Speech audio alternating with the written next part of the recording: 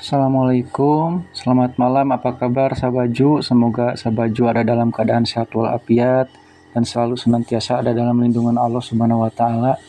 Dan terima kasih Sabaju atas kebersamaannya menemani Ajis The Taylor di channel Waktunya Tukang Jahit ngomongin bola ini.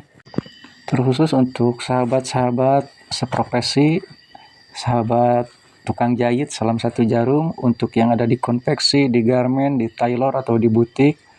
Semoga sahabat semua senantiasa dilancarkan rezekinya dan dimudahkan segala urusannya. Terkhusus pecinta timnas yang kemarin gagal mengulang sejarah dan gagal mengukir sejarah untuk bisa tampil lagi di Olimpiade Paris. Tapi itu sudah berlalu. Namun ada hal yang justru setelah pertandingan itu sekarang mulai ramai lagi dibicarakan. Tentunya kita tahu kan situasi dan kondisi pada saat pertandingan waktu itu. Banyak hal yang sangat merugikan timnas kita, terutama dari keputusan-keputusan wasit yang memimpin laga pada saat itu. Yang mana pada pertandingan tersebut kan dipimpin oleh wasit asal Prancis, kalau nggak salah namanya itu François Letizia, kalau nggak salah François Letizia. Bahkan dia memberikan 2 penalti kontroversial yang setelah dilihat di tayangan ulangnya kan, saya juga melihat itu sama sekali sangat minim kontak, artinya bukan satu pelanggaran yang apalagi yang pertama kan itu terjadi di luar kotak penalti, cuman dia menjatuhkan dirinya, bukan jatuh sebenarnya tapi menjatuhkan dirinya saat masuk. Nggak memerlukan VAR sebenarnya kalau dilihat kejadiannya itu memerlukan VAR, karena secara kasat mata saja udah terlihat gitu. Terus yang kedua, penalti yang kedua di babak kedua juga sama seperti itu. Sebenarnya tackle yang dilaksanakan Alprenda Dewangga itu kan bersih, kena ke bola. Jadi kejadiannya mirip dengan kejadian ketika gol Iran gol Uzbekistan ya, waktu itu ke gawang timnas, yang pernah minta ditinjau ke VAR tapi terus disahkan, bukan gol, pelanggaran terhadap Witan Sulaiman waktu melawan Uzbekistan. Itu kan di dalam kotak penalti. Justru yang itu sebenarnya itu benar-benar pelanggaran yang waktu lawan Uzbekistan. Tapi wasit melihat VAR dan itu menyatakan bukan pelanggaran. Nah, justru kemarin yang bukan pelanggaran jadi penalti. Itu Sobat Tim Baju. Dan ya, Sobat Tim Baju, ada hal yang menarik ya dari sepak bola ini. Karena sebenarnya sepak bola itu bukan hanya sekedar olahraga kalau menurut saya. Itu bisa dilihat seperti sebuah pandangan ataupun apa yang bisa menyuguhkan ataupun meramalkan kejadian yang akan datang. Bukan hanya olahraga Sobat Bikin Baju. Kalau kita melihat perjalanan khususnya tim sepak bola ya, timnas sepak bola kita, bukan hanya di kelompok umur, dan kejadian-kejadian yang sudah terjadi di tahun-tahun sebelumnya juga, kalau saya lihat ya, kita kan dari mulai cakupan yang terkecil ya, di regional aja di AFF, kok melihat gimana ya, kalau melihat kolega ataupun negara-negara lain yang tergabung di AFF seperti itu, kayaknya kalau untuk timnas kita, kalau timnas kita baik itu mereka sinis gitu ya, mereka itu nggak suka kalau tim kita sedang jelek, mereka juga sama gitu. Jadi intinya kok sepertinya kurang bersahabat, seperti itu Sahabat Bikin Baju. Sehingga apa? Sehingga di sekup AFF aja kan kita sepertinya kok pada nggak suka gitu, pada takut kalau kita maju gitu, seperti itu. Jadi sepertinya sampai ke hal-hal yang menyangkut teknis di lapangan kan, seperti wasit gitu, kok kayaknya selalu mempersulit, selalu menginginkan kita itu untuk tidak tidak maju lah, seperti itu, tidak berkembang. Nah sekarang kita ke yang lebih luas lagi, ke Asia gitu ya, ke AFC. Nah halnya pun di AFC seperti itu sahabat bikin baju. Cobalah diperhatikan ya. Kalaupun ada dari keputusan-keputusan wasit yang menguntungkan tim kita, itu kan bisa dihitung, mungkin bukan menguntungkan, tapi memang itu hal yang bukan keputusan yang kontroversial, tapi memang yang normal seperti itu. Itu kan di Piala Asia kemarin seperti itu. Dari mulai kita masuk di grup yang berat, terus itu kan kalau yang lain di penyisihan grup itu nggak seketat kita, tim kita. Kalau tim kita kan dari penyisihan grupnya ketat, terus masuk per 8 final, masuk perempat final, kayaknya habis tenaga kita, tenaga para pemain kita itu di situ. Terus ditambah seperti halnya di AFF gitu, sepertinya ya, berusaha untuk dicegah agar tidak terus berlanjut kiprah timnas kita itu. Sampai kan kemarin ke puncaknya yang lebih globalnya lagi di playoff Olimpiade yang di Prancis, Paris. Kok sama gitu. Nah itu menjadi satu pemikiran dan renungan gitu untuk kita sebagai warga Indonesia. Kok kayaknya mereka itu takut kalau kita maju gitu. Jujur saja, sekarang kan di AFF Australia masuk ke AFF. Bertambah juga kan kalau peta kekuatan di AFF ini sekarang dengan masuknya Australia. Nah, sepertinya gimana ya? AFF juga berusaha menghadirkan, mereka sudah merasa mungkin level kita sudah tidak akan mampu mereka tandingi, baik Thailand, Vietnam, dan melihat kiprah kita seperti itu, makanya mereka mengundang ataupun memasukkan tim baru ataupun negara baru yang lebih kuat untuk apa? Sepertinya untuk menjaga Indonesia lagi. Kok sampai ke segitunya ya? Mereka takut. Apa mungkin ada konspirasi seperti itu? Ataukah jangan hanya dalam sepak bola saja, olahraga saja, dalam hal lain juga, baik politik, ekonomi, sosial, apakah mereka juga takut gitu? Nah untuk seandainya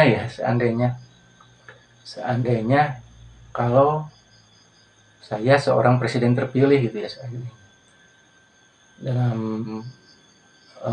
menyikapi dalam kejadian-kejadian di sepak bola ini, mungkin saya akan setelah baru menjabat dan mulai kerja akan berkoordinasi, mungkin akan membuat peraturan untuk Menteri Olahraga ataupun PSSI untuk kita membuat event yang sekuatnya internasional lah, baik turnamen apa gitu di negara kita ini. Dan pada saat pembukaan mungkin saya akan berpidato gitu di event tersebut, bahwasanya untuk negara-negara yang takut akan kekuatan sepak bola, akan macan Asia yang sekarang mulai terbangun, maka peliharalah ketakutan kalian. Peliharalah agar setiap kalian bertemu dengan tim kami, kalian akan terkencing-kencing seperti itu. Seperti ini aja. Mungkin kalau seandainya ya seperti itu. Karena kita jangankan ya sekarang dari sampai ke AFF, bahkan di dalam negeri sendiri kan, yang saya heran itu kan, itulah sahabat bikin baju juga heran, kirain cuma negara-negara tetangga aja gitu, ataupun negara-negara di Asia atau di dunia yang seolah-olah menginginkan sepak bola kita tidak maju. Ternyata di dalam negara juga kok masih ada gitu ya orang-orang yang mempermasalahkan pro kontra dalam hal program PSSI seperti itu. Ialah paling bosan kita kan dengarnya naturalisasi yang dipermasalahkan seperti itu. Nah, mungkin apakah ada hubungannya seperti itu ya? Ada benang merah gitu. Ya semoga saya sih tidak. Tapi dengan adanya hal seperti ini, saya harap PSSI ataupun terkhusus pemerintah yang berkenaan dengan olahraga ini, terkhusus sepak bola ya, agar merasa tertantang seperti itu dengan adanya kenyataan yang seperti ini, gitu. Kenyataannya kita tidak disukai ataupun ditakuti, menjadi tertantang untuk apa? Untuk membuktikan ketakutan mereka begitu, bahwa kita memang apa? Kita ini memang menakutkan dan ganas ataupun raksasa kita ini. Dengan apa? Ya saya harap dengan program-program yang sedang sudah ada jangan jangan dihentikan ataupun jangan dirubah lagi, jalankan aja terus, bahkan kalau bisa tambah lagi seperti program naturalisasi kan. Naturalisasi kan tadinya rencananya program jangka pendek, dan program jangka panjangnya pembinaan usia dini dan akademi seperti itu. Tapi udah tanggung gitu, sudah aja program naturalisasi juga program bukan naturalisasi keturunan itu, pemain keturunan itu kan ya naturalisasi itu. Jadi kan program jangka panjang juga, nantinya bekerja dengan Menteri Dalam Negeri, dengan jabatan ataupun bagian-bagian terkait seperti ini, membuat ajuan aja nanti ke DPR ya ininya, Menteri Olahraga, agar seluruh warga Indonesia itu yang laki-laki ya untuk mendukung program naturalisasi jangka panjang ini, program ini, agar setiap laki-laki itu yang berusia misalnya sekian ke bawah itu dianjurkan untuk mempunyai istri dari warga luar negeri, istri asing seperti itu, agar nantinya bisa program naturalisasi ini bisa terus berjalan secara berkesinambungan. Kalau seperti sekarang kan mungkin akan ada habisnya gitu, karena kan ada batasannya. Kalau naturalisasi itu dari kakek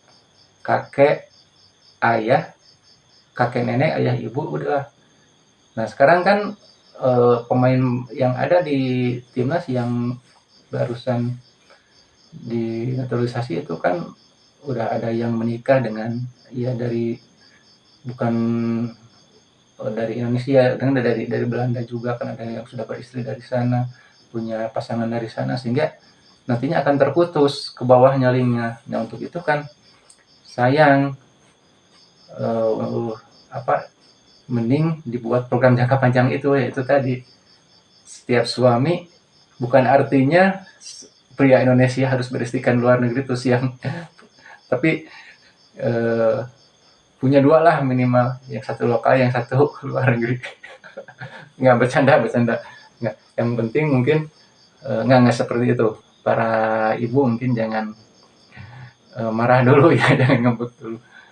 Yang penting mungkin pembinaan usia dini yang harus benar-benar itu dijalankan,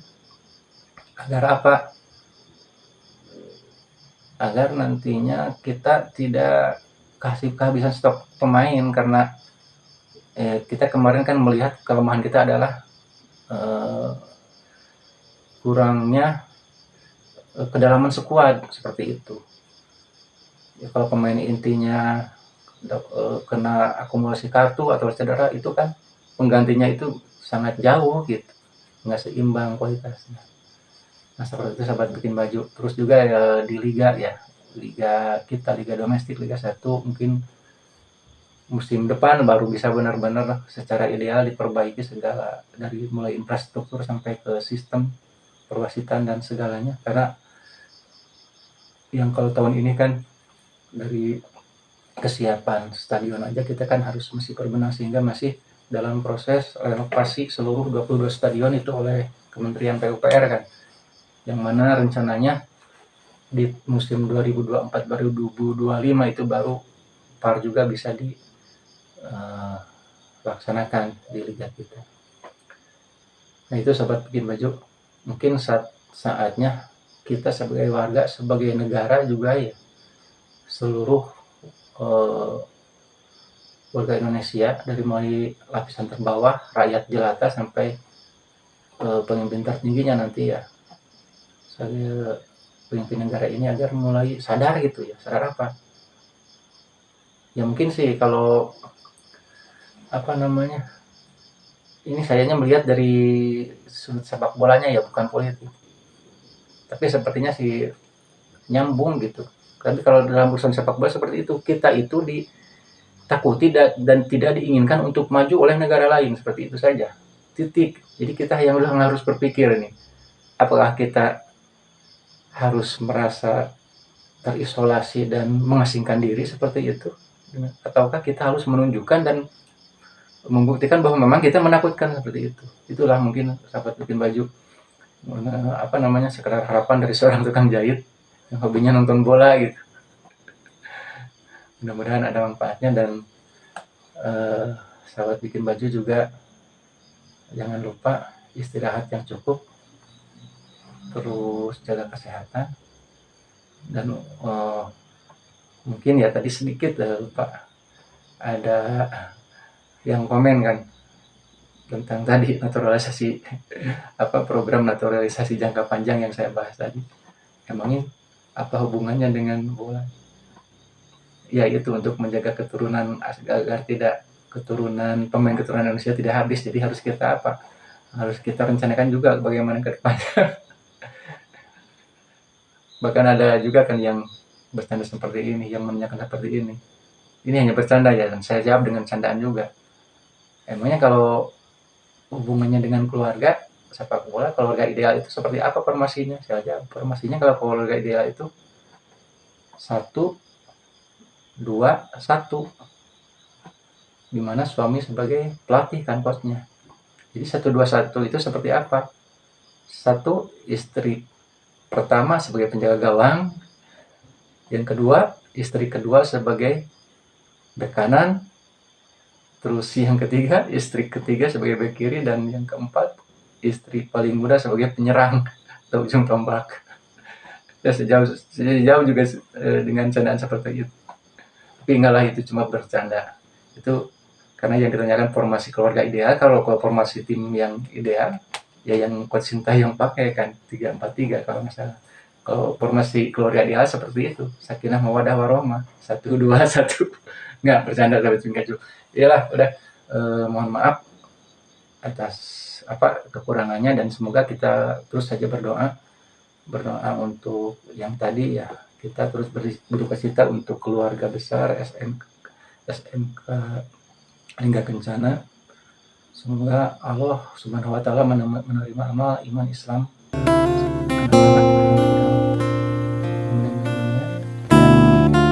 kita juga berdoa untuk